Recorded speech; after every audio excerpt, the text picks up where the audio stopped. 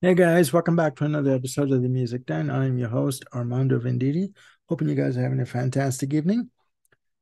I wanted to do this video. Basically, it was the thought of it was on the fly. I came up with the idea late this afternoon after I did the other videos for today, and this was like a last minute idea. I wanted to do an album review of an album that I've had in my collection since it came out in October. And when I started doing my own channel, I completely forgot that I had it. And when I realized that I have it, I wanted to do a review of it. I've done reviews of this album on other channels, and I won't go into that. But I wanted to do my own for the channel. The group that I'm talking about is The Cult. Uh, excuse me. And the album I'm referring to is Under the Midnight Sun.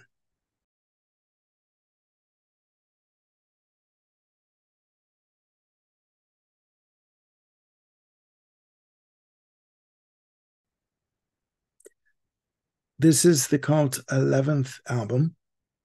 It's been 6 years since their last release, Hidden City, which was released in 2016, produced by Bob Rock. I do believe that he has produced 5 of their albums. For this album, they chose to go with Tom Dalgetty, and it's a different sounding album, released on Black Hill Records, recorded at Rockfield Studios in London. And what to say about this album?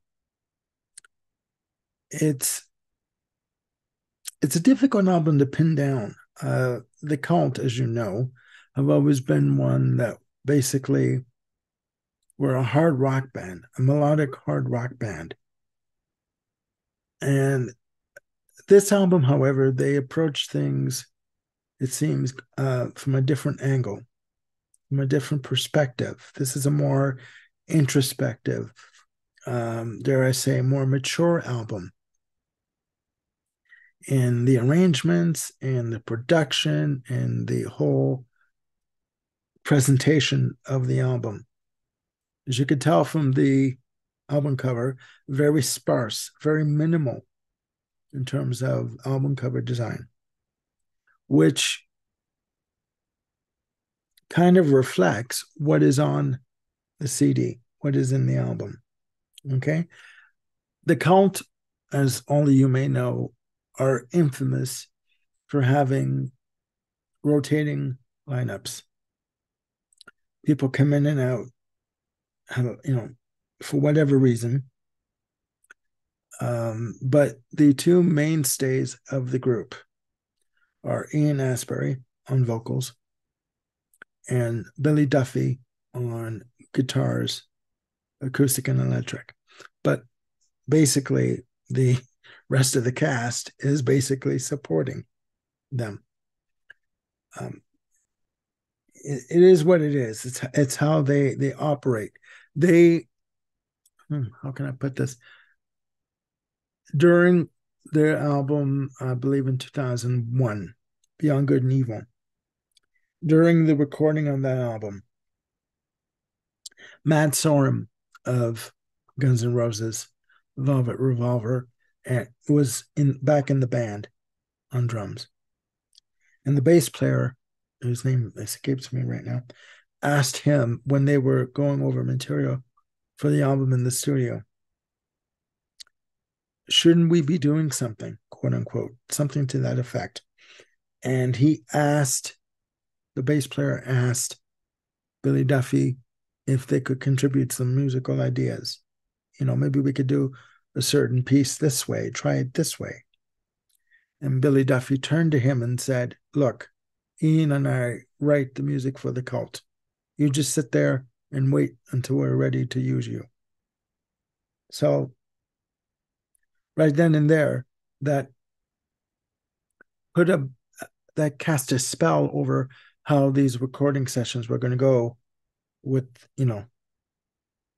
with the band. So that's why I call them a supporting cast. It doesn't mean that their contribution to the recording is any less important. It just means that Ian Astbury and Billy Duffy consider themselves the cult. Case closed. So getting back to the album.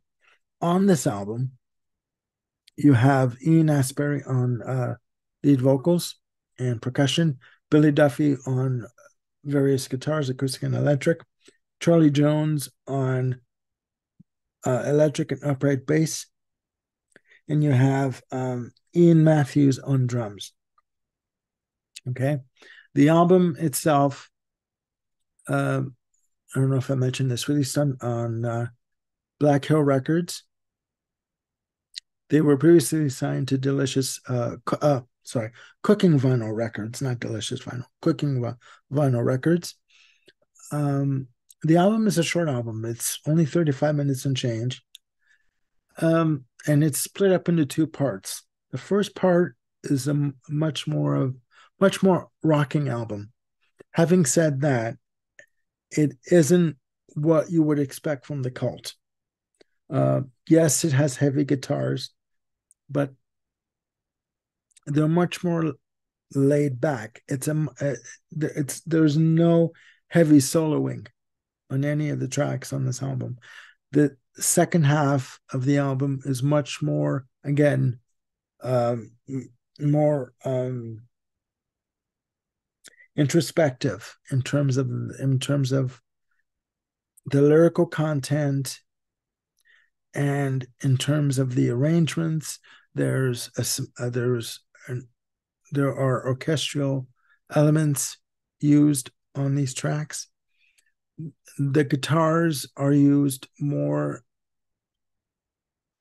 as how can I put this, as textures. They're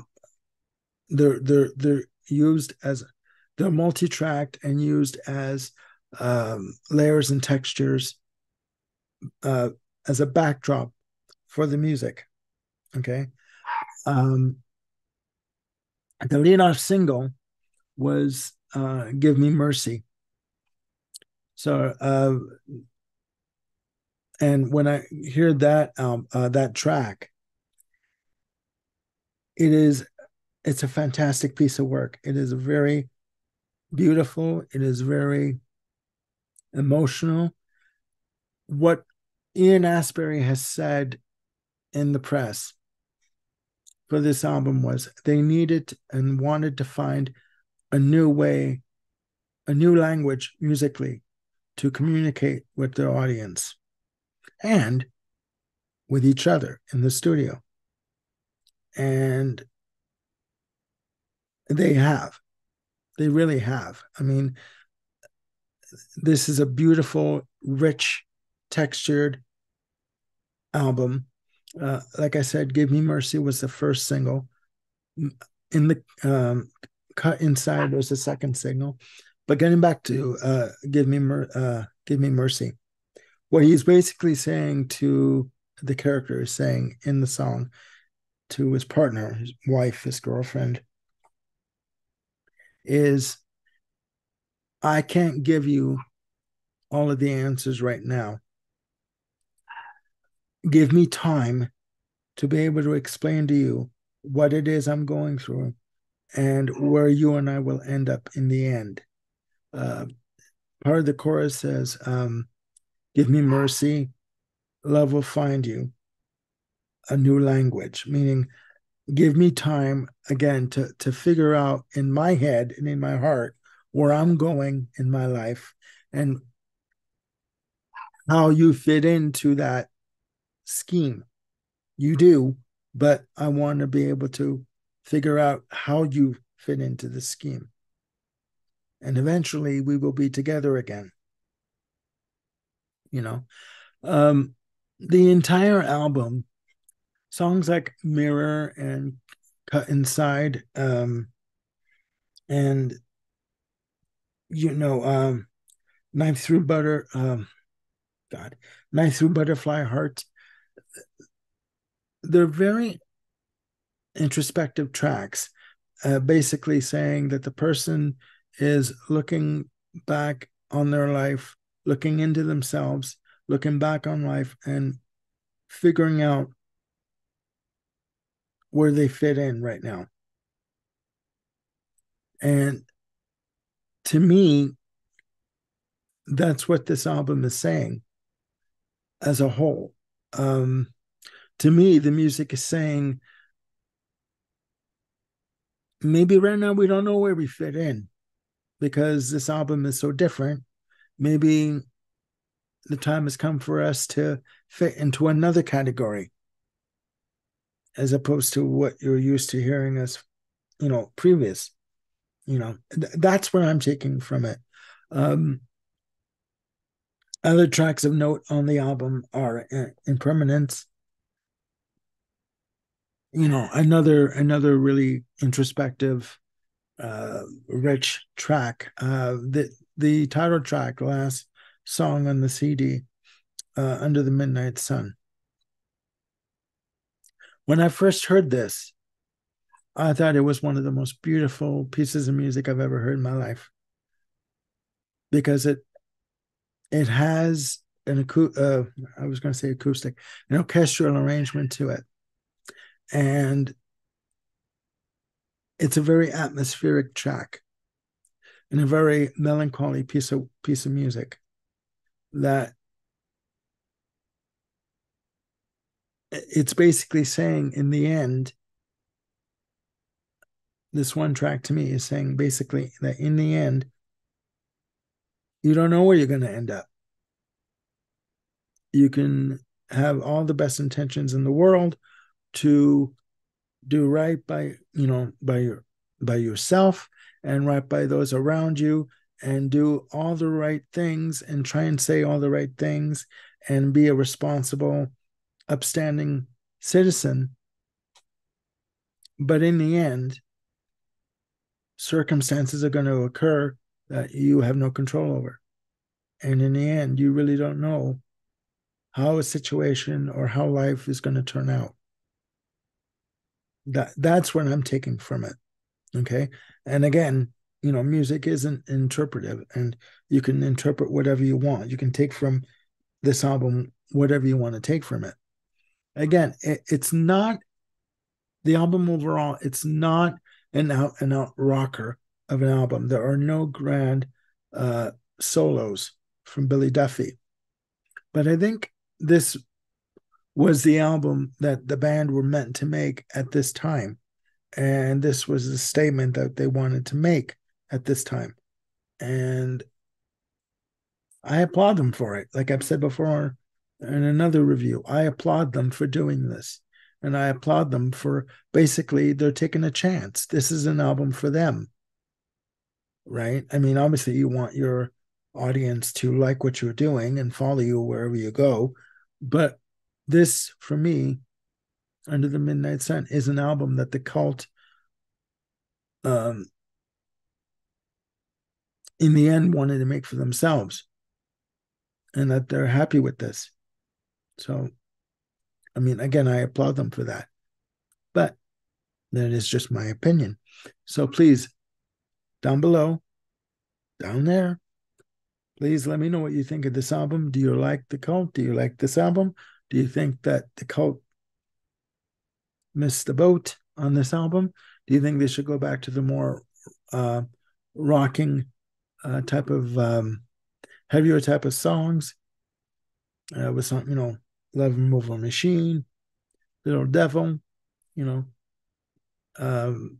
songs of that nature? And or do you like this album? Do you think that this is the perfect album that they should have made at this point in time in their career?